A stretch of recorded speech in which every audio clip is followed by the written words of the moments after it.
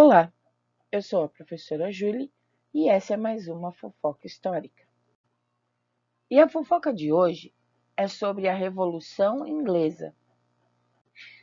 A Revolução Inglesa é o nome dado a uma série de conflitos ocorridos na Inglaterra entre os anos de 1640 e 1688 e que levaram à transição da monarquia absolutista para a monarquia parlamentar, modelo adotado até os dias de hoje no país. Origens da Revolução: manutenção da antiga ordem feudal, mais a expansão do capitalismo. Até o século XVI, a dinastia Tudor governou de forma absoluta, com o apoio da burguesia e da nobreza rural. Com a morte de Elizabeth I, os Stuarts assumiram e pretendiam exercer um absolutismo de direito e de fato. Inicia-se então um conflito entre reis e parlamento. Durante a dinastia Tudor, houve uma uniformização das moedas, tarifas e medidas, permissão aos corsários para atacar navios inimigos e incentivo à expansão marítima.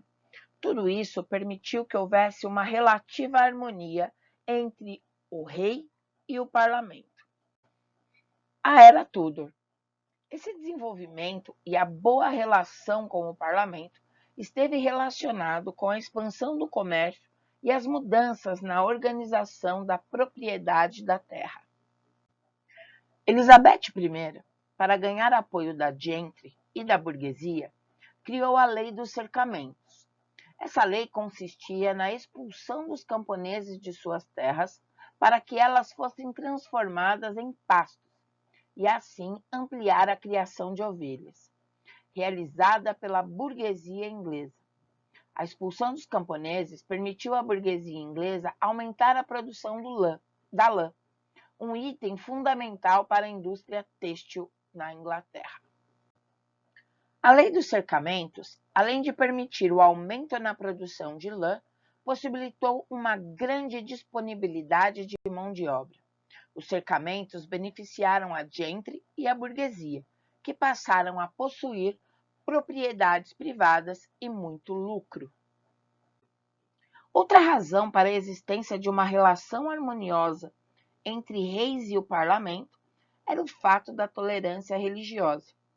A Igreja Anglicana era controlada pelo Estado e, apesar de manter nas cerimônias o ritual católico, destacava-se o conteúdo calvinista.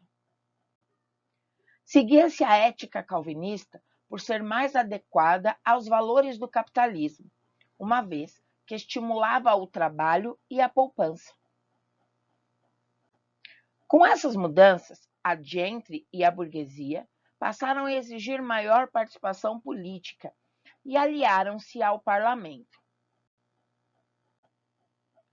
Em meio a essas mudanças, chega ao fim a dinastia Tudor com a morte da Elizabeth I em 1603. Ela foi sucedida por seu primo, Jaime I, que deu início à dinastia dos Stuart. Jaime I governou de 1603 a 1625. Buscou ampliar o poder absoluto sem se preocupar com as transformações sociais ocorridas até então. Conscientes de que o absolutismo era prejudicial ao progresso capitalista, a burguesia e a gentry passaram a temer a intervenção do rei nos assuntos econômicos. Assim, os interesses entre parlamentos e rei começaram a entrar em conflito. Na fofoca anterior, vimos que a rainha Elizabeth e Henrique VIII comandaram a Inglaterra de forma harmoniosa com o parlamento. Porém, com a morte de Elizabeth e a ascensão de Jaime, que sucedeu o trono, essa relação tornou-se conflituosa. No século XVII, a dinastia dos Stuart pretendeu exercer um absolutismo de direito e de fato. No entanto, a burguesia e a gentry, conscientes de que o absolutismo era prejudicial, não desejava que o amplo poder do rei e sua intervenção nos assuntos econômicos atrapalhassem seus negócios. Os Stuarts entraram em choque com o parlamento, e essa luta pelo poder entre monarquia e parlamento teve reflexos também no campo religioso. Para conseguir apoio da nobreza católica tradicional, o rei determinou que a Igreja Anglicana valorizasse a liturgia católica. A burguesia, por seu lado, fiel aos princípios calvinistas, ficou ainda mais descontente. Jaime I passou a perseguir os puritanos. Estes, para escapar das perseguições religiosas, começaram a fugir para as 13 colônias na América. Todo esse processo de perseguição e de desentendimento com o parlamento se agravou ainda mais com Carlos I, que governou a Inglaterra após Jaime, de 1625 a 1649. Carlos I era autoritário, aumentava os impostos, tomava medidas que desagradavam a burguesia. Cansados dessas medidas arbitrárias, em 1628, o parlamento inglês estabeleceu, através da petição de direitos, que o rei não poderia criar impostos, convocar o exército ou mandar prender pessoas sem a prévia autorização parlamentar. Carlos reagiu a essa petição, fechou o parlamento e passou a seguir seus opositores.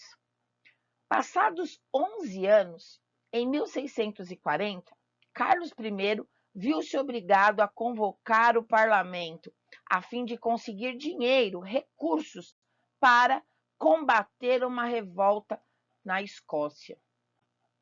O parlamento aproveita a oportunidade para exigir que Carlos assinasse a petição de direitos. Irritado com a imposição do parlamento, Carlos manda prender aos revoltosos, manda a guarda invadir o parlamento e apreender todos os líderes. O parlamento, por sua vez, já organizado, reuniu suas tropas para lutar contra o rei.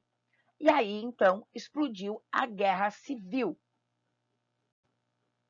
A Guerra Civil, ou também chamada de Revolução Puritana, marca o início do processo revolucionário que acabou com o absolutismo na Inglaterra.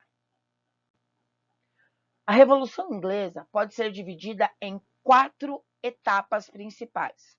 A primeira etapa foi a Revolução Puritana, ocorrida de 1642 a 1649, seguida pela República de Cromwell, de 1649 a 1658.